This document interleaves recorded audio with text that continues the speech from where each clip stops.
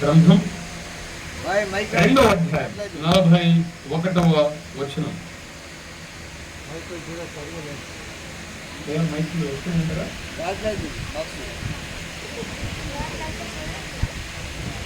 అపోస్తలుల కార్యముల గ్రంథం 2వ అధ్యాయం 41వ వచనం చదువుతున్నాను ప్రారంభంగా.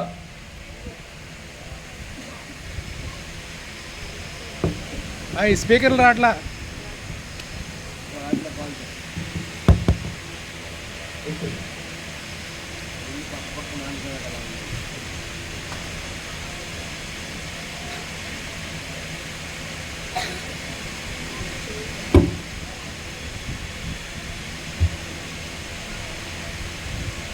ఓకే, అపోస్తలుల కార్యముల గ్రంథం 2వ అధ్యాయం 41వ వచనం చదువుతున్నాను ప్రారంభంగా.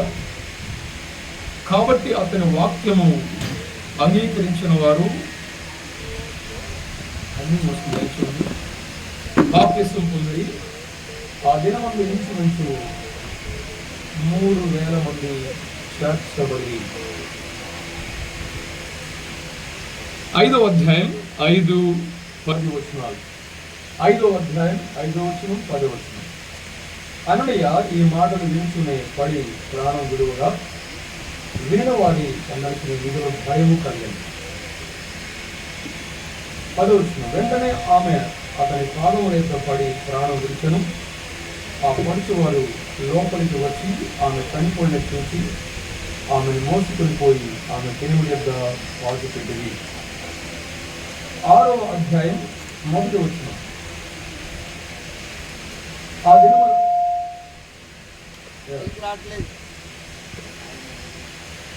ఆ దినములలో శిష్యుల సంఖ్య విస్తరించినప్పుడు అనుదిన పరిచయలు తమలోని విధవరాలను చిన్న చూపు చూశారని హెబ్రీల మీద గ్రీకు భాష మాట్లాడే వీళ్ళు సమగసాగి. చివరిగా 8వ అధ్యాయం మొదలువచ్చింది. ఆ కాలం ముందు యెరూషలేములోని సంఘమునకు గొప్ప హింస కలిగినందున అపోస్తలుడు తప్ప అందరూ యూదయ సమరయ దేశములయందు చెదరిపోయిరి. చదవబడిన భాగం ప్రభు మన కొరకై దీవించినట్టుగా మరొకసారి తల్ల ఉంచుదాం. ఈలోపు మైకు క్లియర్ చేయండి అయ్యా. సర్వకృపానిధి మా ప్రియ తండ్రి, మహిమగలిగిన మా ప్రభువా, నీ వాక్యం చుట్టూ చేరి రావడానికి మాకు మంచి సహవాస కూడికలను బట్టి శిస్తున్నాం. నిన్నటిదిన మంచి ఆరంభం ఇచ్చారు. ఈ 2వ దినమున ఉదయకాలం మీ సన్నిధి మాతో ఉంచారు. కొంత విశ్రాంతి తీసుకొని మరోసారి నీ వాక్యం ఎద్దుకొచ్చాం. చక్కని సంకీర్తన ద్వారా మీ నామాన్ని హెచ్చించుకున్నారు, అందుకొరకే వందనాలు. ఈ సమయంలో నీ వాక్యం చదువుకున్నాము, సహాయం చేయమని మా వ్యక్తిగత కుటుంబ సంఘ జీవితాలకు అవసరమైన మాటలు మీరు అందించమని, ఎలాంటి అభ్యంతరాలకు అవకాశం లేకుండా నేరుగా నీ వాక్యము మా యొద్దకు వచ్చుటకు సహాయం చేయమని క్రీస్తు యేసు నామమున ప్రార్థన చేసి వేడుకొనుచున్నాము తండ్రి, ఆమేన్.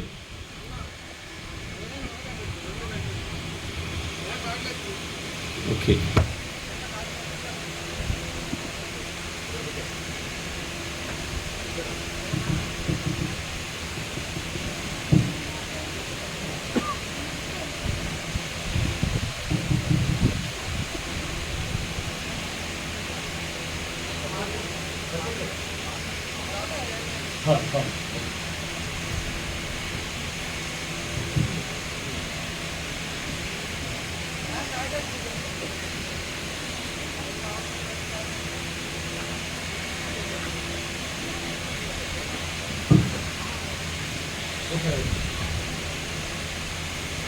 ఏదైనా ఒక పని చేయడానికి మనకి 3 ప్రభావితాలు చేస్తాయి. చేయాలి అంటే మనకి 3 ప్రభావితాలు చేస్తాయి. వినపడుతుంది అందరికి? ఇక్కడ రావట్లేదు, వినపట్లా, ఇక్కడ రావట్లేదు. ఏంటి మధ్యాహ్నం ఫోన్ చేస్తున్నారు ఒక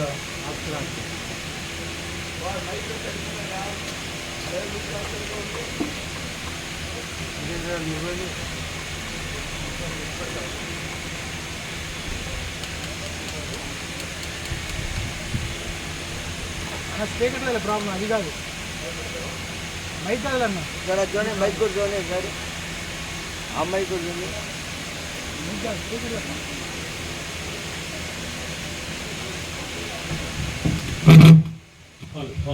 హలో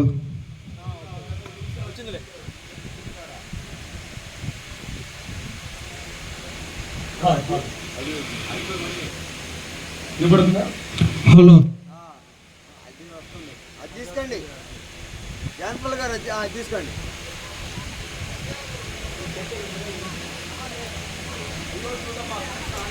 అది చూస్తాడు, ముందు ఇది చూడండి. ముందు మెసేజ్ టైం పోతుంది. ఏదైనా మనం ఒక పని చేయడానికి 3 ప్రభావితం చేస్తాయి. ఒకటి, భయం ఉంటే పని చేస్తాం, అవును కదా? భయం ఉందంటే మాత్రం ఆ పని చేయడానికి ప్రయత్నం చేస్తాం. రెండోది, ప్రేమిస్తే పని చేస్తాం, అవును కదా? ప్రేమిస్తాం కాబట్టి ఖచ్చితంగా పని చేస్తాం. మూడోది ఉంది, లెక్క చెప్పాలి అంటే ఖచ్చితంగా పని, లెక్క అప్పు చెప్పాలి అన్నారు అనుకోండి, ఏం చేస్తాం? పని ఖచ్చితంగా చేయడానికి ప్రయత్నం చేస్తాం. మనం చదువుకున్న ఈ సమయంలో ప్రత్యేకమైన భాగంలో ఆది సంఘములో దేవుని లెక్కలు మనం చూడబోతున్నాం. ప్రతి ఇయర్ ఎండింగ్లో లెక్కలు, అకౌంటెంట్ చూస్తాం మనం, ఎంత అయింది, ఖర్చులు ఎంత అనేది. మన దేవుడు ఎవరంటే లెక్కలు అడిగేవాడు, లెక్కలు చూచేవాడు. ఈయన లెక్కలేనివాడు కాదు. ఈయన ప్రతి విషయాన్ని లెక్కలు అడిగేవాడు. ఆయన వాని వాని క్రియ చొప్పున లెక్కలు చూచే ప్రభు ఆయన. అలాంటి లెక్కలు చూసే ఆ ప్రియ ప్రభువారు ఆది సంఘములో దేవుడు ఆయన లెక్కలు చూడడానికి ప్రయత్నించాడు. మనం చదువుకున్న ఈ 4 ప్రత్యేకమైన ప్రాంతాల్లో ఒక ప్రత్యేకమైన భాగాన్ని జ్ఞాపం చేయడానికి మనం ఇష్టపడుతున్నాం. సాధారణంగా లెక్కలు అనగానే మనకి 4 సూత్రాలు ఉన్నాయి, 4 ఫార్ములాస్. ఏమిటి చెప్పండి? కూడికలు, తీసివేతలు, భాగాహారాలు. మీరు కరెక్ట్ చెప్తున్నారు లైన్లో. చెప్పండి. 4వది హెచ్చవేతలు. Very good.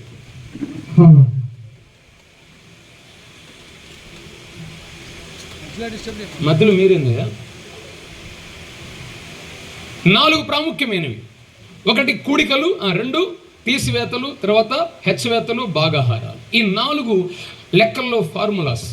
దేవుడు ఆది సంఘంలో లెక్కలు చూడడానికి ఆయన ప్రయత్నించాడు. మొదటి 4 సువార్తలు యేసుప్రభు వారి యొక్క చరిత్రను చెప్తాయి. అపోస్తుల కార్యము గ్రంథం సంఘ చరిత్రను తెలిపేది. ముందు క్రీస్తు చరిత్ర, ఆ తర్వాత సంఘ చరిత్ర. ఒక వ్యక్తి ప్రభు అయిన క్రీస్తు యేసును ఎరగకుండా చర్చికి రావచ్చులే, మందిరంలో కూర్చోవచ్చులే, అది లెక్కలోకి వచ్చేది కాదు. You should know first Christ then church. ముందు క్రీస్తుని ఎరగాలి, ఆ తర్వాత సంఘానికి చెందినవాడిగా ఉంటాడు అతను. అయితే ఆది సంఘం, అపోస్తుల కార్యము 2వ అధ్యాయంలో సంఘం యొక్క ఆవిర్భావాన్ని మనం చూస్తాం. The birth of church. Pentecost ఆకాశము నుండి బలమైన గాలి ఒకటి వినపడింది. ఆ తర్వాత అగ్ని వంటి నాలుకల వంటి వారికి కనబడినది. ఒకటి వినబడింది, రెండోది కనబడింది. 2 ప్రాముఖ్యమైన కార్యక్రమాలు జరిగాయి. సంఘం ఏర్పడినప్పుడు 2 కార్యక్రమాలు.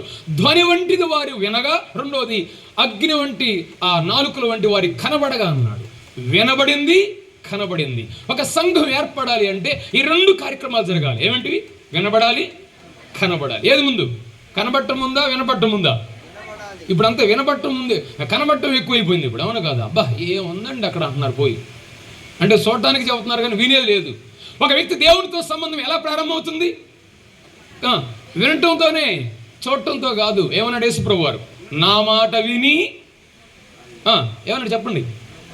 నా మాట విని నన్ను పంపిన వాడిని విశ్వాసం ఉంచేవాడు నిత్య జీవం గలవాడు. ఒక రక్షణ, దేవుడితో సంబంధం వినుడితో ప్రారంభమవుతుంది, చూడటంతో కాదు. కానీ సంఘం ఏర్పడింది కూడా ముందు వినుట, తర్వాత కనడం అనగా చూడటం. అప్పుడు సంఘం ఏర్పడింది. అక్కడ ఏర్పడినటువంటి సంఘంలో జరిగిన అద్భుతమైన కార్యాల్లో దేవుడు 4 ప్రాముఖ్యమైనటువంటి ఆ లెక్కల్లో ఉన్న విషయాలు జ్ఞాపం చేస్తున్నాడు. రండి. నెంబర్ 1, మొట్టమొదటి 2వ అధ్యాయం 41వ వచనంలో ఏం చదువుకున్నాం మనం అక్కడ? 2:41. కాబట్టి అతను వాక్యము అంగీకరించిన వారు బాప్తిస్మం పొందిరి. ఆ దినమందు ఇంచుమించు 3,000 మంది చేర్చబడిరి. ఏమైరంట? చేర్చబడి, దేవర్ యాడెడ్, ఎడిషన్స్, కూడికలు. దేవుడు ఆది సంఘంలో ఆయన చేసిన లెక్కలలో మొట్టమొదటిది ఆయన చేర్చాడు. 3,000 మంది చేర్చబడ్డారు. ఆ రోజు పేతురు అనే దైవజనుడు ఆయన నిలువబడి వాక్యం అందిస్తుండగా, చూడండి 2:40 లేక 37 వచనం, 2:37, వారు ఈ మాట విని హృదయంలో నొచ్చుకొని, సహోదరులారా మేమేమి చేతుమని పేతురును కడమ పోస్తులను అడుగుగా. ఆ రోజు పేతురు గారు లేచి వాక్యం అందించగా అక్కడ రాయబడింది, వారు హృదయంలో నొచ్చుకొని, దేవుని సందేశం అందించబడింది, దేవుని సందేశం అందించబడింది, వారి విన్నారు, వారి హృదయాలు నొచ్చుకున్నాయంట. వాక్యం విన్నప్పుడు మనం మెచ్చుకోవాలా, నొచ్చుకోవాలా? ఏం చెప్పారండి వాక్యం అసలు అని మెచ్చుకోవడం కావాలా, నొచ్చుకోవడం కావాలా చెప్పండి? వారి హృదయాల్లో పొడుగుపడింది దేవుని వాక్యం. వారు విన్నారు, వారి హృదయాలు నొచ్చుకున్నాయి. వెంటనే ప్రశ్నించారు, సహోదరులారా మేమేమి చేయాలి? What shall we do? ఏం చేయాలి అన్నప్పుడు పేతురు స్పష్టంగా వాక్యాన్ని వారికి అందించినప్పుడు వారు ప్రభువుని విశ్వాసం నుంచి రక్షించబడి చేర్చబడ్డారు. మొట్టమొదటిగా ఆది సంఘంలో దేవుడు వారిని చేర్చాడని రాయబడింది. చేర్చింది ఎవరంట? ఎవరు చేర్చింది? పాస్టర్ గారా, ప్రభువా? పేతురు గారా, ప్రభువా? మీరే చెప్పాలి ఇప్పుడే.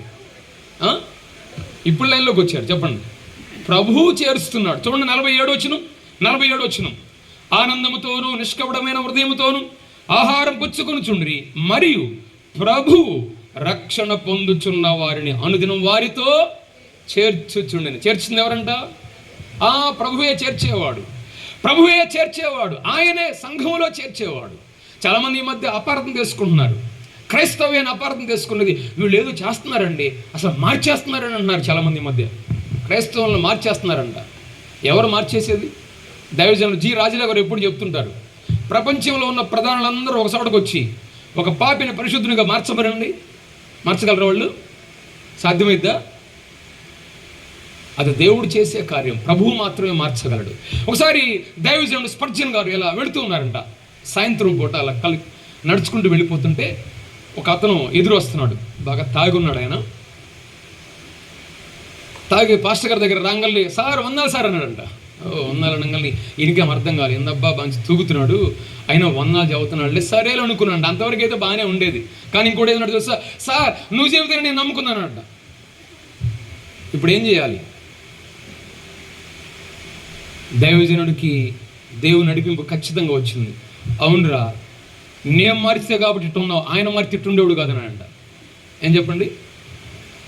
నేను మార్చాను కాబట్టే ఎట్లా ఉంది, ఆయన మార్చితే అసలు నిజాన్ని మార్చేవాడు, నేను చెప్తే మార్చేవాడు ఇంతే ఉంటారు. ఎవరైనా అంటే మనుషులు మార్చేవాళ్ళు అలాగనే ఉంటారు. ఇక్కడ ప్రభువు చేర్చున్నాడు, ప్రభువే చేర్చేవాడు. పేతురు ద్వారా దేవుడు వాక్యం అందించగా వారి హృదయాలు తెరువబడ్డాయి, నచ్చుకున్నారు, ప్రభువుని విశ్వాసం ఉంచారు, చేర్చబడ్డారు. ఆ రోజు ఎంతమంది అంట? 3,000 మంది చేర్చబడ్డారు. అపోస్తల గ్రంథంలో మనం చూస్తే 4వ అధ్యాయం చూడండి, 4:4, వాక్యం విన్న వారిలో అనేకులు నమ్మిరి, వారిలో పురుషుల సంఖ్య ఇంచుమించు 5,000 మంది ఆయను. 5వ అధ్యాయము 14వ వచనం, 5:14, ప్రజలు వారిని గణపరచుండిరి, పురుషులను స్త్రీలను అనేకులు మరి ఎక్కువగా విశ్వాసులై ప్రభు పక్షమున చేర్చబడిరి. చూసారా? విశ్వాసులై చేర్చబడుతున్నారు వారు, ప్రభువే చేరుస్తున్నాడు. ఇంకొక వచనం కూడా చదవండి, 21వ అధ్యాయము వచనం 20, అపోస్తలుల కార్యములు 21వ అధ్యాయం 20 వచనం, వారు విని దేవుని మహింపరిచి అతన్ని చూచి, సహోదరుడా, యూదులలో విశ్వాసులైన వారు ఎన్ని వేల మంది ఉన్నారు. చూసారా? 3,000 మంది, 5,000 మంది, ఇంకా అనేకులు. ఇక్కడైతే ఎన్ని వేల మంది ఉన్నారు అని అంటే ప్రభువు వారిని చేర్చుచున్నాడు. God's works are doing. దేవుడు తన పనిని చేస్తున్నాడు. ఆయన ఆది సంఘంలో ఆయన చేస్తున్న పనులు అనేకులను చేరుస్తున్నాడు. ప్రియమైన సోదరుడా, సోదరి, ఒక ప్రశ్న, ఆయన చేర్చుకునేవాడు. మన ప్రభు ఎవరు చెప్పండి? ఆయన చేర్చుకునేవాడు. ఆయన ఎప్పటికీ చేర్చుకోవడానికి ఇష్టపడుతున్నాడు. ప్రయాసపడి భారం మోచిన సమస్తమైన జనులారా నా యొద్దకు రండి, నేను మీకు విశ్రాంతిని కలుగు చేతునని ఆయన ఆహ్వానిస్తున్నాడు. కోడి తన రెక్కల క్రిందకు తన పిల్లలను ఎలాగూ చేర్చుకొనును అలాగూ చేర్చుకోవడానికి ఇష్టపడుతున్నాడు ఆయన. ఇక్కడ ఆయన చేర్చుకొనుట, కూడికలు, దేవుని కూడికల్లో మనం నేర్చుకునే సత్యం ఏంటంటే it shows the love of God. దేవుని ప్రేమ. ఇంకా చేర్చబడ్డావు నీవు. ఆ చర్చికి రావచ్చులే, సహవాస కుడికలు రావచ్చులే, మా చర్చికి పక్కనే మా ఇల్లు ఉండొచ్చులే. అలాంటివి కాదు ఇక్కడ. నువ్వు నిజంగా హృదయంలో ప్రభువుని నెచ్చుకొని అక్కడేరికి ప్రభుని విశ్వాసం నుంచి రక్షించబడ్డావా? ప్రభువు చేర్చాడా, మా అన్నో మా బంధువు చెప్పాడని కూర్చుంటున్నావా? అది కాదు చేర్చుకోవడం అంటే. ఆయన చేత దర్శించబడి చేరి రావడం. అది ఆయన ప్రేమ చూపిస్తున్నాడు. ఎప్పటికీ నేను పిలుస్తున్నాడు ఆయన. నేను చేర్చుకోవడానికి ఇష్టపడుతున్నాను అన్నాడు ఆయన. ఇదే ఆది సంఘంలో దేవుడు చేసిన మొట్టమొదటి కార్యం. దేవుని కూడికలు అనేకులను చేర్చుతున్నాడు ఆయన. నెంబర్ 2, త్వరగా మనం ముందుకెళ్దాం చూడండి. నెంబర్ 2, 5వ అధ్యాయం 5వ వచనం చదువుతున్నాను. 5వ అధ్యాయంలో జరిగిన సంఘటన మనకి ఈరోజు. ఆది సంఘములో అపోస్తలులు కానీ విశ్వాసులందరూ కానీ ఒకే చోట సమిష్టిగా వారికి ఉన్నదంతా తీసుకుని వచ్చి అపోస్తలుల పాదాల దగ్గర పెడుతున్నారు. వారికి అక్కడే భోజనం, అక్కడే సమిష్టి సహవాసం, సన్నిధి అన్ని వారికి దొరుకుతున్నాయి. బర్నబా అనే గొప్ప వ్యక్తి తనకున్నదంతా అమ్మి, తనకున్న ఫలాన్ని అమ్మి తీసుకుని వచ్చి అపోస్తలుల పాదాల దగ్గర పెట్టినప్పుడు అందరూ చూసి అంటున్నారు, అబ్బా ఎంత గొప్పవాడండి. సహజంగా బర్నబా అంటే ఏ గోత్రికుడు? ఇక్కడ రాయబడింది లేవీ గోత్రికుడు. లేవీలు ఇచ్చేవాళ్ళుగా ఉంటారా, ఎక్కువ తీసుకునేవాళ్ళు ఉంటారు? చెప్పండి మీరు. తీసుకునేవాళ్ళు. కానీ ఈ లేవుడు ఎలా ఉన్నాడు? ఇచ్చేవాడుగా ఉన్నాడు. ఆయన ఇచ్చాడు. చంద్రులే సంఘం అంతా కూడా చాలా ఏంటి ఎలా ఉందనుకున్నారు, ప్రశంసించారు. ఈ దృశ్యాన్ని చూసిన 2 దంపతులు ఉన్నారు అక్కడ. ఎవరాళ్ళు? అననీయ సప్ఫీరాలు. ఓహో ఎట్లా ఉందనుకున్నారు. వెళ్ళారింటికి, పొలాన్ని అమ్మేశారు. మీకు అర్థం కావడం చెప్తున్నాను. 20 లక్షలు వచ్చినాయి పొలం అమ్మగలని. ఎన్ని లక్షలు వచ్చినాయి? కానీ 20 లక్షలు చేతులకు రాగాలని ఏమనిపించిందంటే, ఓ నాయన 20 లక్షలు ఇవ్వాలి మళ్ళీ అనుకున్నారేమో. 10 లక్షలు బీరోలు పెట్టుకున్నారు. 10 లక్షలు తీసుకొచ్చి ముందు ఆయన పంపించింది, నువ్వు అయ్యింది. ఆయన వచ్చాడు, అపోస్తలుల పాదాల దగ్గర ఉన్న 10 లక్షలు పెట్టేశాడు. వెంటనే పేతురు గారు అడిగిన ప్రశ్న ఏంటో తెలుసా? ఏమన్నాడు? అననీయ, నీ భూమిలో వెలలో కొంత దాచుకొని పరిశుద్ధాత్మను మోసపుచ్చుకున్నాడు. సాతానుడు ఎందుకు నీ హృదయమును ప్రేరేపించను? అది నీ యొద్ద ఉన్నప్పుడు నీదే కదా. అమ్మిన పెమ్మట అది నీ వశమే ఉండలేదా? ఎందుకు ఈ సంగతి నీ హృదయంలో ఉద్దేశించుకుంటున్నావు? నీవు మనుషులతో కాదు, దేవునితోనే అబద్ధమాడితి. ఏమా అబద్ధమాడితి అన్నాడు. వెంటనే అక్కడ స్పాట్లోనే చనిపోయాడు. అంత అననీయ ఈ మాటలు వినిచునే ప్రాణం విడిచాడు అక్కడ. అంతే. 3 గంటల తర్వాత తెలియక ఆమె వచ్చింది. మరలా ఆమెను అడిగాడు మళ్ళీ, ఏంటమ్మా ఇంతకే అమ్మారంటే? ఇంతకేనయ్యా ఉంది. ఈ జరిగిన సంగతి ఆమెకు తెలియదు కదా. ఆమె కూడా అందుకే అంటాను నేను, ఆమె 3 గంటలు లేటుగా రావడం వల్ల చచ్చిపోయింది. ముందుగా వచ్చినట్టు చచ్చిపోయింది కాదు. అవును కదా. ఈ లేటు కమ్మర్స్ అందరూ కూడా ఎప్పుడు నష్టపోతారు. జాగ్రత్తగా ఉండండి. లేటుగా వస్తే విషయాలు తెలియవు మనకి. ఆమె జరిగింది ప్రాణాపాయం వచ్చింది అక్కడ. ఎందుకైనా అంది. అంటే మీరిద్దరే చూపించారు అన్నాడు. ఆమె కూడా స్పాట్లో చనిపోయింది. వినండి, అననీయ సప్ఫీరాలు భక్తి గలవారే. వారు దేవునికి ఇచ్చేవారే, ఎవనోళ్ళు కాదు మళ్ళీ. కానీ ఇవ్వటంలో నమ్మకస్తులుగా వారు లేరు. భక్తి గలవారుగా ఉన్నారు, ఇచ్చేవారుగా ఉన్నారు, పరిచయం చేసేవారుగా ఉన్నారు. కానీ దేవునితోనే వారు అబద్ధం ఆడారు. వినండి మీరు, పక్కన వ్యక్తితో మనం అబద్ధం ఆడితే ఎప్పుడైనా ప్రమాదమే, ఎప్పుడైనా తేలిద్ది. అది జడ్జి గారితో అబద్ధం ఆడితే ఇంకా తీవ్రం అయింది మన పరిస్థితి. అదే దేవునితో అబద్ధం ఆడితే ఎలా ఉంటుంది? ఇంకా తీవ్రమైంది, ప్రమాదకరమైంది. వీరు నేరుగా దేవునితోనే అబద్ధం ఆడారు. మేము ఇంతకేనయ్యా అని అన్నారు. దేవునికి తెలుసవి. చూడండి, అక్కడ ఇవ్వటంలో నమ్మకత్వం లేకపోవటం, అబద్ధం ఆడటం. ఒక అబద్ధం చేత దేవుడు వారిని మరణశిక్షగా అవకాశం ఇచ్చాడు ఆయన. చాలాసార్లు చాలామంది అడుగుతుంటారు, ఏమిటండి ఒక చిన్న అబద్ధానికి వాళ్ళు డబ్బులు ఇచ్చారు కదా, సొమ్ము తీసుకొచ్చారు కదా, ఈ అబద్ధానికి చనిపోవాలి ఇద్దరు. కానీ దేవుడు ఇది ఒక క్రమశిక్షణ చర్య. సపోజ్ క్లాస్ రూమ్లో 50 మంది పిల్లలు ఉన్నారు. అందరూ గోల్ చేస్తున్నారు. అప్పుడే వచ్చాడు మాస్టర్. రాంగల్ ఆ దరమ్మడి కూర్చున్నవాడు మాత్రం ఒక్కడిని కొట్టాడు పిల్లల్ని. 49 మంది ఎట్లుంటారు చెప్పండి? వాళ్ళని కొట్టాడు ఆయన. ఎంతమంది కొట్టాడు? ఒక్కడిని కొట్టంగల 49 మంది ఏ విధంగా సెటరేట్ అయ్యారో ఇక్కడ అననీయ సప్ఫీరాలను దేవుడు క్రమశిక్షణ చేశాడు. అందుకే వాళ్ళకి ఏం కలిగిందంటే మిగిలిన వాళ్ళకి మిగుల భయం. దేవుడు సంఘ చరిత్రలో మొట్టమొదటిగా అక్కడే చేశాడు, కానీ ఆ తర్వాత ఇంకా ఎన్నడూ అలాంటి కార్యాలు ప్రభు చేయలేదు. ఎందుకంటే it shows the disciplinary action. దేవుడు సంఘ పరిచర్యలో వారు చేసిన అబద్ధానికి దేవుడు క్రమశిక్షణ చర్య తీసుకొచ్చాడు. దాన్ని తీసివేతలు అంటారు. దేవుడు ఎంతమంది తీసేశాడు? అక్కడ 2 తీసేశాడు. ఆయన లెక్కల్లో మొట్టమొదటిగా చేర్చాడు. అది ఆయన ప్రేమను చూపించేది. రెండోది ఇక్కడ క్రమశిక్షణ చర్య. అననీయ సప్పీరా చనిపోయారంటే నరకానికి వెళ్ళారని కాదు, ఇక్కడ వారు దేవుని దగ్గరికి వెళ్ళారు. చాలాసార్లు దేవుడు ఏం చేస్తాడంటే ఆయన చెప్పేది విన్నంత వరకు బాగానే ఉంటుంది. నేను విన్నాను అనుకో అంటాడు, నా దగ్గర రా అంటాడు. ఆయన ఏమంటాడు? చాలాసార్లు విశ్వాసులు చేసేది అదే. ఆయన మనం అనుకుంటామంటే ఆరాధన చేసే విషయంలో కానీ, ఇచ్చే విషయంలో కానీ, మన మాటల్లో కానీ, ఇక్కడ వారు అబద్ధమాడారు. నేను ఒక ప్రశ్న జ్ఞాపం చేస్తున్నాను. ప్రేమైన సోదరుడా సోదరి, దేవుని బిడ్డలంగా ఉంటూ అబద్ధాలు ఆడుతున్నామా? అబద్ధాలు అనేవి ఎంత ప్రమాదకరమైనవో. మనం మాటలలో తప్పిపోవడం చాలా విచారకరమైన సంగతి. ఏంటంటే దేవుని బిడ్డలని చెప్పుకుంటూ కూడా చాలాసార్లు విశ్వాసులైన వారు, విశ్వాసులైన వారు, సేవకులైన వారు, పరిచారకులు ఉన్నవారు, దేవుని బిడ్డలుగా చెప్పుకుంటున్నవారు చాలామంది మాటల్లో తప్పిపోతున్నారు, అబద్ధాలు ఆడుతున్నారు. అపవాది అబద్ధానికి జనకుడు, వాడి పని మనం చేస్తున్నాం. ఇక్కడ ఎంత ప్రమాదం చూడండి. ఆది సంఘంలో దేవుడు వెంటనే అబద్ధాన్ని తీసివేయడానికి ప్రయత్నించాడు. ఆయన మనం మాటలలో ఎట్లా ఉంటున్నాం? How are we in our words? మన పదాల్లో ఎట్లా ఉంటున్నాం మనం? పాత నిబంధనలో ఒక ప్రవక్త నాకు గుర్తు వస్తున్నాడు. చూడండి ఒకసారి. ఆయన గొప్ప ప్రవక్తగా స్థిరపడ్డాడు.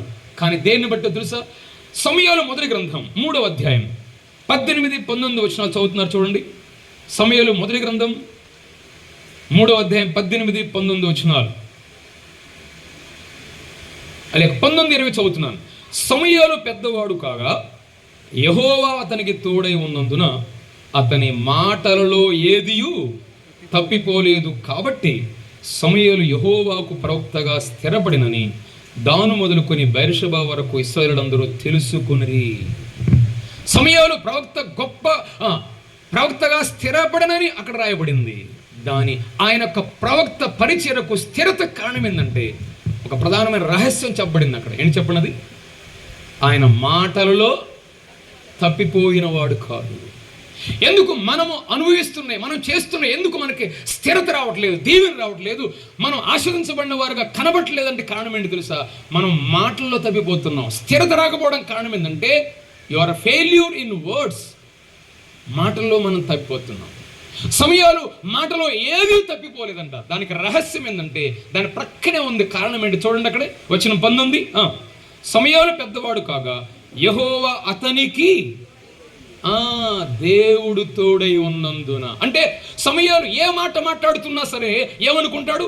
నాతో దేవుడు ఉన్నాడు, నాకు చూస్తున్నాడు, ఆయన వింటున్నాడనే అవగాహన సమయాలకు ఉంది కనుక మాటల్లో అయినా తప్పిపోలేదు. మనం మాట్లాడేటప్పుడు ఎట్లుంటుంది? మనకి ఎదురుగా పాస్టర్ గారు ఉన్నప్పుడు మాట్లాడుతూనే ఉంటావు, ఎదురుగా సహోదరులు ఉన్నా సరే మనం మాట్లాడుతూనే ఉంటాం. అసలు వాళ్ళతోనే అబద్ధం ఆడతావు. ఏమితోటి? చాలా విచారం. కానీ ప్రభు ఆది సంఘంలో తీసుకున్న క్రమశిక్షణ చర్య వారిద్దరిని ఆయన లేకుండా తీసివేశాడు. ఆయన బహిరంగ పేరు కోసం ప్రశంసలు అనుకున్నారు. వారు అబద్ధం ఆడటానికైనా సాహసించారు, కానీ వారికి నష్టం జరిగింది. దేవుడంట తన పిల్లలతోటి 3 అవకాశాలు ఇస్తాడంట. మూడు సార్లు అవకాశం ఇస్తాడంట. కొరింథీ మొదటి పత్రిక 11వ అధ్యాయం చూడండి. కొరింథీ మొదటి పత్రిక 11వ అధ్యాయం, కొరింథీ మొదటి పత్రిక 11వ అధ్యాయము 28వ వచనం లేక 30వ వచనం చదువుతున్నాను చూడండి. 11:30. ఇందువలనే మీలో అనేకులు బలహీనులను రోగులనై ఉన్నారు, చాలా మంది నిద్రించుచున్నారు. 3 అవకాశాలు ఇస్తాడంట దేవుడు విశ్వాసులకే. వారికి 3 అవకాశాలు ఇస్తారు. 1, వారు మాటల్లో కానీ దేనిలోనైనా తప్పిపోతున్నారా, బలహీనవుతున్నారా, సరి చేసుకోవట్లేదా, విమర్శించుకోవట్లేదా, స్వవిమర్శ చేసుకోవట్లేదా, వెంటనే ప్రభు వారిని రోగులు అవుతారంట. రోగంతో ఉంటారు. అన్ని రోగాలకు కారణం ఇది కాదులేండి. రెండోది ఫస్ట్ ఏంటి? బలహీనులు అవుతారు. రెండోది రోగులు అవుతారు. మూడోది దేవుడు అంటాడు, ఇక నువ్వు అక్కడుండే కంటే నాతో ఉంటే మంచిది అంటాడు ఆయన. అందుకే అననీయ సప్పిరాలు వారు నిద్రించారు, చనిపోయారు. దేవుడు సంఘంలో ఆయన చేసే క్రమశిక్షణ చర్య. ప్రేమైన సోదరుడా సోదరి, ఎంత ప్రాముఖ్యమైనది. అననీయ సప్పీరాలు ఇచ్చేవారే, పరిచయం చేసేవారే, కానీ నమ్మకత్వం లేదు దేవునికి ఇవ్వడంలో. నేను దేవునికి ఇవ్వడంలో ఎంత నమ్మకత్వం కలిగి ఉన్నావు? ఇక్కడ చెప్పాలనుకుంటున్నాను నేను. నీకున్న సొమ్ము, నీకున్న సమయం, నీకున్న శక్తిని, నీకున్న సామర్థ్యతను దేవునికి ఎంత ఇస్తున్నావు? నమ్మకం ఉంటున్నామా? ఆదివారం అనుకూలమైతే వస్తున్నామా? దేవుని సన్నిధికి ఎలాగో మనం ప్రభు సన్నిధికి నమ్మకంగా వస్తున్నామా, ఇస్తున్నామా అనే దాంట్లో ప్రభు క్రమశిక్షణ తీసుకుంటాడు. ఆయన దీవించేవాడుగా ఉన్నాడు. ఆయన ఇక్కడ రాయబడింది అదే మనం చదువుతాం. అందుకే తీసివేతలు దేవుడు చేశాడు, క్రమశిక్షణ చర్య. నెంబర్ 3, మూడో చూడండి, మూడవది 6వ అధ్యాయం 1వ వచనం. 6వ అధ్యాయం 1వ వచనం, 6:1. ఆ దినములలో శిష్యుల సంఖ్య విస్తరించున్నప్పుడు అనుదిన పరిచయలో తమలోని విధవరాండను చిన్న చూపు చూసిరని హెబ్రీల మీద గ్రీకు భాష మాట్లాడు యూదులు సణుగా సాగిరి. ఏం రాయబడింది? ఆ దినాల్లో శిష్యుల సంఖ్య విస్తరించుచున్నప్పుడు. శిష్యుల సంఖ్య ఏమవుతుందంట? విస్తరణ, మల్టిప్లికేషన్, విస్తరణ, హెచ్చవేతలు అన్నమాట. ఆది సంఘములో దేవుడు అక్కడ శిష్యుల సంఖ్య విస్తరిస్తూ ఉంది. మీరు చెప్పండి, శిష్యుల సంఖ్యనా శిశువుల సంఖ్యనా? శిశువుల సంఖ్య కాదు, ఇక్కడ విస్తరిస్తుంది. ఎవరంట? శిష్యుల సంఖ్య. శిష్యుడు అంటే, శిశువు అంటే అప్పుడే సిలువుని ఎత్తుకొచ్చినవాడు. శిష్యుడు అంటే తన సిలువుని ఎత్తుకొని ఆయనను వెంబడించేవాడు. శిశువు అంటే అతడు మాత్రమే పరలోకానికి వచ్చేవాడు. శిష్యుడు అంటే అనేకులను పరలోకానికి తీసుకుని వచ్చేవాడు. ఇక్కడ శిష్యుల సంఖ్య విస్తరిస్తున్నది. ఆది సంఘంలో దేవుడు హెచ్చవేతలు, శిష్యుల సంఖ్య పెరుగుతూ ఉంది. 30దంతులుగా, 60దంతులుగా, 100దంతులుగా అనేకులు విస్తరిస్తూ ఉన్నారు. అక్కడ సంఘంలో, ఆది సంఘంలో శిష్యుల సంఖ్య విస్తరించడానికి కారణము 2 ముఖ్యమైన కారణాలు. There are 2 reasons. 2 కారణాలు. చూడండి ఒకసారి 7వ వచనం చదవండి. 7వ వచనం, 6వ అధ్యాయం 7వ వచనం. దేవుని వాక్యము ప్రబలమై శిష్యుల సంఖ్య యెరూషలేములో బహుగా విస్తరించారు. శిష్యుల సంఖ్య విస్తరించడానికి బలమైన కారణం ఏంటంటే దేవుని వాక్యం ప్రబలమైంది. Where there is a word of God, ఎక్కడ దేవుని వాక్యం ఉండదో అక్కడ శిష్యులు తయారవుతారు. దేవుని వాక్యం ఎక్కడ ఉండదో వాళ్ళు ఇంకా శిశువులుగానే ఉంటారు. ఎట్లా నేను వాక్యం చెప్తున్నాను, ఎదురుగా ఒక సహోదరుడు యవనస్తుడు కూర్చున్నాడు. యెహెజ్కేలు గ్రంథం అని చెప్పాను, బైబిల్ తీస్తానన్నాడు, తిప్పుతాను, ఏడుందో తెలియట్లే అబ్బాయికి. ఏం బాబు ఏం చదువుతున్నావు అన్నాను. ఎంటెక్ అన్నాడు. ఏటెక్ అంట, కానీ బైబిల్లో యెహెజ్కేలు గ్రంథం ఎక్కడుందో ఇంకా తిప్పుతున్నాడు. మనం మన పిల్లలను ఎడ్యుకేషన్లో కానీ రకరకాల వాటిలో అడ్వాన్స్గా పెంచుతున్నాం, కానీ దేవుని వాక్యంలో చాలాసార్లు మనం ఎదగట్లేదు. ఇక్కడ ఆనాడు ఆది సంఘంలో శిష్యుల సంఖ్య విస్తరించడానికి కారణం ఏంటంటే వారు దేవుని వాక్యము ప్రబలమైంది. క్రిస్టియన్ బ్రదరన్ అసెంబ్లీస్ అంటే దేవుని వాక్యానికి ఎంత ప్రాధాన్యత ఇచ్చే సమూహాలు. కానీ ఈరోజు చాలా చోట్ల చెప్పుకోవడంగా మాత్రమే కనిపిస్తూ ఉంది. దేవుని వాక్యం అనేది అక్కడక్కడ కనబడతా ఉంది. దేవుని వాక్యం అంట ఆహారం లాంటిదంట, కానీ కేకు లాంటిది కాదంట. ఇలాంటిది ఆహారం ఎప్పుడు తింటాం? రోజు తింటాం. కేక్ ఎప్పుడు కొత్తాం? సంవత్సరానికి ఒకసారి. కొంతమంది వాక్యాన్ని కేకుల్లాగా తింటున్నారు, అప్పుడప్పుడు స్పెషల్గా చూస్తున్నారు. దేవుని వాక్యంలో అనుదిన ఆహారము మాకు దయచేయము అని ప్రభువు నేర్పాడు. అది దేవుని వాక్యం అంటే అనుదిన ఆహారం లాగా మనం ధ్యానం చేయాలి, చదవాలి. బైబిల్లో 66 గ్రంథాలు, 2 నిబంధనలు, 1189 అధ్యాయాలు ఉన్నాయి. ఈ మధ్య నేను దేవుని వాక్యాన్ని 1189 అధ్యాయాల వారిగా చిన్న షార్ట్స్ దేవుని వాక్యాన్ని ప్రారంభించాను యూట్యూబ్లో. చాలా సింపుల్గా ప్రతి అధ్యాయాన్ని, దానిలో పరిశుద్ధాత్మ దేవుడు మనతో ఏం మాట్లాడుతాడనే ఒక చిన్న ధ్యానం. అది ఎంతో ప్రయోజనకరమైనది. అనుదినం దేవుని వాక్యాన్ని వినడం అనేది ఎంత ప్రాముఖ్యమైనది. మన జీవిత కాలంలో కొన్నిసార్లు కొన్ని గ్రంథాలని అసలు తాగం చాలామంది. అసలు ఏంటియో కూడా తెలియదు అవి. కానీ చేతిలో మొత్తం 66 గ్రంథాల బైబిల్ మనకు ఉంటుంది. కానీ దేవుని వాక్యాన్ని ఎంతగా చదువుతున్నాం, ఎంతగా ధ్యానం చేయాలి. అందుకే ఒకటంట విరిగిపోయిన కత్తి తీసుకొని యుద్ధానికి వెళ్ళాడంట. ఓడిపోతా గెలుస్తాడా? మనం పొదులు పెట్టిన కత్తి ఉంటే కానీ. విచిత్రం ఏంటంటే అపవాదే బైబిల్ మొత్తం చదివేశాడు. ఎవరు? మన శత్రువుకి ఏం తెలుసు? మనకు బైబిల్ మొత్తం తెలుసు వాడికి. ఇంకా విచిత్రం ఏంటంటే అపవాది యేసు ప్రభుకి రెఫరెన్స్ చూపించాడు. ఎవరికి చూపించాడంట? యేసు ప్రభుకి రెఫరెన్స్ చూపించాడు. ఎక్కడి నుంచి? 91వ కీర్తనలో ఏముందో కూడా చెప్పాడంట యేసు ప్రభుకి. యేసు ప్రభుని శోధించేటప్పుడు చేసిన పని అదే కదా. అయ్యా వేరొక చోట ఎలా ఉంది కదా అన్నాడు. ప్రభుకు వాక్యం తెలుసు కనుక ఎలా చెప్పాడు, ఎలా వ్రాయబడింది అన్నాడు ఆయన. అపవాదికి బైబిల్ తెలిస్తే, మన శత్రువుకి అని తెలిస్తే మనం ఇంకెంత చదవాలి వాక్యాన్ని? మీటింగ్గానే వస్తారు కొంతమంది, ఏందో ఖచ్చితంగా ఫ్యాన్ ముందు కూర్చుంటారు. నాకు చిత్రం ఉంటుంది. ఇది ఎవరి పని అనుకుంటున్నారు? ఎవరి పని చెప్పండి? మన పని కాదు ఇది, వాడి పని. వాడు అంటాడు మీటింగ్ వెళ్ళండి, నగరంలో మీటింగ్ జరుగుతున్నట్టుగా వెళ్ళండి అంటాడు కానీ అడవి కూర్చోంటాడు, ఫ్యాన్ కింద కూర్చోంటాడు. ఎందుకు? అయిపోయిన తర్వాత వెళ్ళిపోతా ఎక్కడ పోయి వచ్చినట్టు మీటింగ్ మనండి. ఎన్నది లేదు, ఏమి లేదు మళ్ళీ. కానీ గెలిచేది ఎవరంటే వాడే. ఎందుకు చెప్తున్నారంటే దేవుని వాక్యము మనం ఎంత కనీసం వింటున్నాం. వినుట అనేది ఎంత అవకాశం. కొంతమందికి చదువు రాదు, వారిని వింటేనే వారికి అవకాశం. అలాంటప్పుడు ఏం చేయాలి? వినే అవకాశం వచ్చినప్పుడు ఖచ్చితంగా ఉన్నారు. వినే అవకాశం వచ్చినప్పుడు నిద్రపోతే అంతా నష్టమే. అందుకు దేవుని వాక్యాన్ని ప్రభు చెప్పాడు, వినుట వలన విశ్వాసం కలుగుతుంది. విశ్వాసంలో వృద్ధి కలగాలంటే దేవుని వాక్యం. ఇక్కడ శిష్యుల సంఖ్య విస్తరించడానికి మొట్టమొదటి కారణం దేవుని వాక్యం. ఎంతగా చదువుతున్నాం మనం? రెండో కారణం చూడండి, అక్కడే వచనం 4 చదవండి. 4వ వచనం, అయితే మేము ప్రార్థన యందును వాక్య పరిచర్య యందును ఎడతెగ గుందుమని చెప్పిరి. ఆ రోజు శిష్యుల సంఖ్య విస్తరించడానికి రెండో కారణం ఏంటంటే ప్రార్థన. ఏంటమ్మా? చెప్పండి ఏంటి? ప్రార్థన. శిష్యులు విస్తరింపబడాలంటే, ఎదిగిన వారుగా ప్రభుని వెంబడించే వారు విస్తరించబడాలంటే రెండవ కారణం ప్రార్థన. ఒకటి వాక్యము, రెండోది ప్రార్థన. ఒక భక్తుడు అన్నట్టుగా పక్షికి 2 రెక్కలు లాంటివి. పక్షికి ఒక రెక్క సరిగా లేదనుకోండి, ఎగిరిద్దా?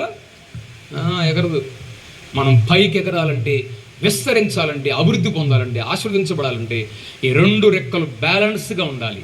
కొంతమంది బాగా ప్రార్థన చేస్తారు కానీ ఏమి వినరు? వాక్యం. కొంతమంది బాగా వాక్యం చదువుతారు, ఏం చేయరు? ఈ 2 ప్రమాదాలే. ఇవి 2 బ్యాలెన్స్గా ఉండాలి. ప్రభు అదే చెప్పింది. అందుకే అపోస్తలులు ఒక తీర్మానం చేసుకున్నారు, మేము వాక్యం అందును ప్రార్థన ఎందును ఎడతెక్క మేము ఉంటాం, మీరు మీ పరిచర్యలో ఉండండి అన్నాడు. చూసారా? నాయకులకు ఎంత ప్రాముఖ్యత అర్థమైంది ఆ రోజు. అయ్యో ఇన్ని సమస్యలు వస్తున్నాయా? అటైతే మనం ఈ సమస్యలు కాదు, మనం మాత్రం వాక్యంలో ప్రార్థనలో ఎడతెక్కుండామని అపోస్తలులు నిర్ణయించుకున్నారు. అంటే నాయకులకు ప్రధానంగా దేనిలో ప్రాధాన్యత ఉండాలి? దేనిలో ఎక్కువ ఉండాలా? వాక్యము, ప్రార్థన. సోదరుడా సోదరి, దేవుని కోసం ఇక్కడ నిలబడాలి నీవంటే ఇవి 2 బలంగా ఉంటేనే ప్రయోజనం. కానీ ఈ 2 లేకుండా, బ్యాలెన్స్ లేకుండా ఇక్కడ నిలబడడానికి ప్రయత్నం చేశారా నాయకులు అంటే వాళ్ళ ద్వారా ఏ ప్రయోజనాలు ఉండవు అని చెప్పాలి. అదే పరిశుద్ధాత్మ దేవుడు అపోస్తల గ్రంథంలో నేర్పినటువంటి గొప్ప పాఠం అది. వారు విస్తరిస్తున్నారు. విస్తరణలో గొప్ప గొప్ప సమస్యలు వచ్చినాయి కానీ వారు వాటిని పరిష్కరించిన సందర్భాలు చూస్తున్నాను. అక్కడ విస్తరణ అంటే ఏం చూపిస్తుందంటే వారి విశ్వాసాన్ని చూపిస్తుంది. మన విశ్వాసం ఏం కావాలి? విస్తరించాలి. అందుకే లూకా సువార్త 17వ అధ్యాయంలో అపోస్తలులు వచ్చి ప్రభువుని అడిగారు ఒక ప్రశ్న. చదవయ్యా అపోస్తల కార్యము లూకా సువార్త 17వ అధ్యాయం. లూకా సువార్త 17వ అధ్యాయం వచనం 5. అపోస్తలులు మా విశ్వాసము వృద్ధి పొందించుమని ప్రభువుతో చెప్పగా ఏమన్నారు వాళ్ళు? అయ్యా ప్రభువా, మేము ఒకసారి కూర్చుంటాం కానీ మాకు ప్రసంగం చేయడం నేర్పన్నారా? ఏమి వృద్ధి చేయాలంటే వాళ్ళకి? మా విశ్వాసం వృద్ధి చేయి ప్రభువా. Yes, our faith should be increased. అందుకే శిష్యుల సంఖ్య విస్తరిస్తుందంటే మన విశ్వాసం విస్తరించాలి. విశ్వాసం అంట నది లాంటిదంట. నది కొన్నిసార్లు ఎట్లుంటుంది? బాగా పొర్లుతూ ఉంటుంది నీళ్ళతోటి. కొన్నిసార్లు ఎట్లుంటుంది? సగమే ఉంటాయి నీళ్లు. కొన్నిసార్లు నది ఎండిపోయిద్ది కూడా. మన విశ్వాసం ఎలాంటిది? కొన్నిసార్లు ఇలాంటి రకరకాలుగా ఉంటుంది. నెంబర్ 4 4 చూడండి త్వరగా మనం ముగించేద్దాం. దేవుని దాసులు మరోసారి మనం వాక్యం వింటాం. 8వ అధ్యాయం మొదటి వచనం. 8వ అధ్యాయము మొదటి వచనం. 8:1 చదువుతున్నారు. కాలమందు ఆ కాలమందు యెరూషలేములోని సంఘములకు గొప్ప హింస కలిగినందున అపోస్తలుడు తప్ప అందరూ యోదయ సమరయ దేశములందు చెదరిపోయిరి. నాలుగోది ఏంటంట? సంఘమునకు గొప్ప హింస కలిగినందున వారు అనేక ప్రాంతాలకు చెదరిపోయారు. They were scattered. వారు చెదరిపోయారు. దీన్ని డివిజన్స్ అంటారు. ఏమంటారు దీన్ని? భాగాహారాలు. దేవుడు ఆది సంఘంలో చేసిన నాలుగోది భాగాహారాలు. దేవుడు సంఘం మీద గొప్ప హింస కలుగుగా వారు అనేక ప్రాంతాలు చెదరిపోయారు. వాస్తవానికి దేవుడంట అపోస్తలుల కార్యం 1:8 చదవండి. అపోస్తలుల కార్యం 1:8 వాడికి ఏం చెప్పాడు దేవుడు? ఆయనను పరిశుద్ధాత్మ మీ మీదకి వచ్చినప్పుడు మీరు శక్తి నొందిరు కనుక యెరూషలేములోను యోదయ సమరయ దేశములందరూ భూదిగంతముల వరకును నాకు సాక్షులై ఉందురు. ప్రభువారు ఏమన్నాడు? చివరిసారిగా మీరు నాకు సాక్షులై ఉండండి అంటే వాళ్ళంట అక్కడే కూర్చున్నారంట. ఎక్కడ? నగరంలోనే కూర్చున్నారంట. అది అర్థం. మీరు నాకు సాక్షులే ఉంటారయ్యా యెరూషలేములో యోదయ సమరయ భూదిగంతాల వరకు అని ప్రభు చెబితే మీరు సాక్షులే ఉంటారంటే వాళ్ళు అక్కడే కూర్చున్నారంట. అందుకంట 8వ అధ్యాయం 1లో ఏమయ్యారు? అక్కడ వారు చెదరిపోయారని రాసింది. అందుకని ఒక భక్తుడు అన్నాడు, వాళ్ళు 1:8 చేయలేదు కాబట్టి దాన్ని రివర్స్ చేశాడంట దేవుడు. ఏమైంది? 8:1లో ఏమయ్యారు? వాళ్ళు చెదిరిపోయారు. అది మనం చేయాల్సిన పని చేయకపోతే ఏమవుతారు? రివర్స్ చేస్తాడు ఆయన. వారు చెదిరిపోయారు, స్కాటర్డ్. ఒక 10 విత్తనాలు తీసుకొని మనం ఒకే చోట వేస్తే ఎక్కువ పండిద్దా? అట్లా చల్లితే ఎక్కువ పంట పండిద్దా? పంట ఎక్కువ వచ్చింది చల్లితే. మనము చెదిరిపోతే దేవుడే ఒక ఉద్దేశంతో వారిని చెదరగొట్టాడు. నేను గత సంవత్సరాలు కూడా ప్రభుదాస్ అన్న గారు చెప్తా ఉన్నప్పుడు వింటున్నాను, కొన్నెలంకలు కూడా చెప్తా ఉన్నాను. మేము ఒకప్పుడు అందరం కలిసి ఒకే చోటకి ఆరాధనకు వచ్చేవాళ్ళమే. ఎస్, ఒకప్పుడు అందరం కలిసి ఒకే చోట ఆరాధన చేసేవాళ్ళే. కానీ దేవుడు అవసరాన్ని బట్టి, ప్రాంతాలను బట్టి అక్కడక్కడ సంఘాలు ఏర్పడడం అనేది అవసరమని దేవుని ఆలోచన, దేవుని ఉద్దేశం అది.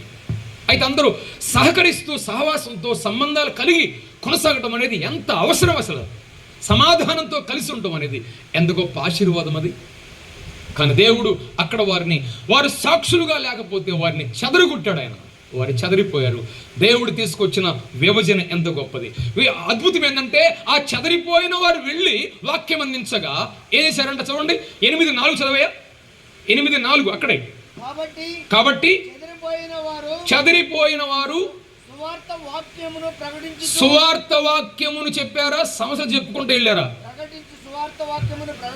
చెప్పండి. చెదరిపోయిన వాళ్ళు వాళ్ళ సంఘంలో అన్ని సమస్యలు చెప్పుకుంటూ వెళ్ళారా? సువార్త చెప్పుకుంటూ వెళ్ళారా? మనం చేసే పని ఏంటిది? ఒకసారి వేరైన తర్వాత ఈ సమస్యలు చెప్పుకుంటూ వెళ్తా ఉంటాం అందరికి. సువార్త చెప్పం మనం. కానీ వీళ్ళు ఏం చేశారు? సువార్త చెప్పుకుంటూ వెళ్ళారు. అనేకులు నమ్ముకున్నారు. వారిలో ఒక దేశపు ఆర్థిక శాఖ మంత్రి ప్రభువు నమ్ముకున్నాడు. ఎవరైనా? నపుంసకుడు ఫిలిప్ వాక్యం చెప్పగా ఎవరు నమ్ముకున్నారు? అక్కడ ఒక దేశానికి ఆర్థిక శాఖ మంత్రి ప్రభువు నమ్ముకొని అప్పటి వరకు యెరూషలేము వస్తున్నాడు పోతున్నాడు కానీ రక్షణ లేదు. కానీ ఫిలిప్ వాక్యం చెప్పగా దేవుని ఆత్మ ద్వారా క్రీస్తుని గురించి తెలియచేయగా ఎంత స్పష్టంగానూ ప్రభువుని అంగీకరించాడు. గుర్తు ఏంటో తెలుసా? నాకు బాప్తిజమే అన్నాడు. అది గుర్తు అనమాట. ప్రభువుని నమ్ముకున్నామంటే గుర్తు ఏంటి చెప్పండి? నువ్వు అడుగుతారా? సంఘపతులు అడుగుతారా? చెప్పండి. ఇప్పుడు అంత రివర్స్ అయింది. ఏంది? వాళ్ళు అడగాల్సి వస్తుంది. ఏమని? మీరు బాప్తిజం తీసుకోండి అని. కానీ వాస్తవానికి మీరు అడగాలి, నేను నమ్ముకున్నానండి, నేను ఎందుకు బాప్తిజం తీసుకోకూడదు అనాలా. అప్పుడు వెంటనే అక్కడ ఫిలిప్ గారు వారికి బాప్తిజం ఇచ్చాడు. గొప్పవారు ప్రభువుని నమ్ముకొని వచ్చారు. ఎవరంటే ఈ చెదరిపోయిన వారు వెళ్ళి వాక్యము తెలియచేయగా. క్రైస్తవ చరిత్రలో చెప్పబడింది, ఈ నపుంసకుడు తన దేశానికి వెళ్ళి గొప్ప క్రైస్తవ సాక్షిగా ఉండి అనేకులను ప్రభువుని క్రీస్తు చేసేందుకు తీసుకుని వచ్చాడంట. ఆయన కూడా ఆర్థిక శాఖ మంత్రి. ఆర్థికం అంటే అన్ని లెక్కలేదు, అవునా కదా? కానీ ప్రభువుని గురించి సాక్ష్యం ఇచ్చాడు ఆయన. అందుకే ఈ మధ్యాహ్నం వాళ్ళ జ్ఞాపకం తీసుకునేది. అనేక మంది నామకార్థులు కూడా దర్శించబడ్డారు, వారు సరిచేయబడ్డారు. ఎవరు? గారడి సీమోన్. అతను కూడా సరిచేయబడ్డాడు. పేతురు గారు వచ్చి నీవు సరైన స్థితిలో లేవు, సరి చేసుకో అన్నాడు ఆయన. అనగా చెదిరిపోయిన వారి వాక్యం చెప్పగా అనేక నామకార్థులు కూడా మార్చబడ్డారు. అనేక మంది గొప్ప గొప్ప వారు కూడా ప్రభు దగ్గరకు వచ్చారు. ఎంత గొప్ప కార్యం! కాబట్టి ఆది సంఘములో దేవుడు చేయు లెక్కలు 4 ప్రధానమైన చూసుకుంటూ వచ్చాం. ఒకటి చెప్పండి. ఒకటి, ఆయన కూడికలు అనగా ఆయన చేర్చుచున్నవాడు, అనగా ఆయన ప్రేమిస్తున్నాడు అని చూపిస్తుంది. రెండోది, తీసివేతలు అనగా క్రమశిక్షణ చేసే దేవుడు ఆయన. It shows the disciplinary action. ఆయన సరిచేస్తాడు, క్రమశిక్షణ చేస్తాడు. మూడోది, హెచ్చవేతలు అనగా విశ్వాసము మనల్ని విస్తరింప చేయబడాలి. నాలుగోది, భాగాహారాలు అనగా చెదరగొట్టేవాడుగా ఉంటాడు. ఎక్కడ ఏది అవసరమో తీసుకుని వెళ్ళి నీ ద్వారా నా ద్వారా సాక్షులుగా ఉంచేవాడు. అందుకే ఒక భక్తుడు అన్నట్టుగా, we are not lawyers but we are witnesses అన్నాడు. మనం లాయర్లం కాదంట. ఎవరు చెప్పండి? సాక్షులు. మనం ఈ భూమి మీద ఎవరమ్మా? మనం లాయర్లం కాదు, మనం సాక్షులు మాత్రమే. విన్నది, చూచింది, కన్నది మాత్రమే చెప్పేవాళ్ళు. నా ప్రభువుని నేల మార్చాడు, నాకు సాలిన వాడైనా, ఆయన ఎలాంటి వాడని చెప్పే సాక్ష్యమే అది. కానీ రకరకాల విమర్శలు చెప్పేవాళ్ళం కాదు. అది ఒకటే విషయం ఏంటంటే, ఆది సంఘములో దేవుడు చేసే కార్యాల్లో ఆయన లెక్కలు. అందుకే ఒకరోజు ప్రభువు రాబోతున్నాడు. వాని వాని క్రియ చొప్పున జీతం ఇచ్చుటకు నేను వచ్చుచున్నాను అన్నాడు. ఆయన యొద్ద జీతం ఉన్నది. లెక్క నెలగాంగల్ని లెక్క చూపున మనం ఏం తీసుకుంటున్నాం? జీతం. రేపు ప్రభు వచ్చినప్పుడు లెక్కలు చూసేవాడుగా ఉన్నాడు. ఏ బహుమానం మనం పొందుతామో ప్రభు కొరకే సిద్ధంగా ఉందాం. ప్రభు ఈ మాటలు మన కొరకే దీవించి ఆశీర్వదించును గాక. కృపగలిగిన మా ప్రియ తండ్రి, దయగలిగిన మా ప్రభు అని కొందనాలు. మా ముందున్న సమయాన్ని ఇంకా దీవెనకరంగా ఉంచుతారని క్రీస్తు యేసు నామమున ప్రార్థించి వేడుకొనుచున్నాము తండ్రి. ఆమేన్.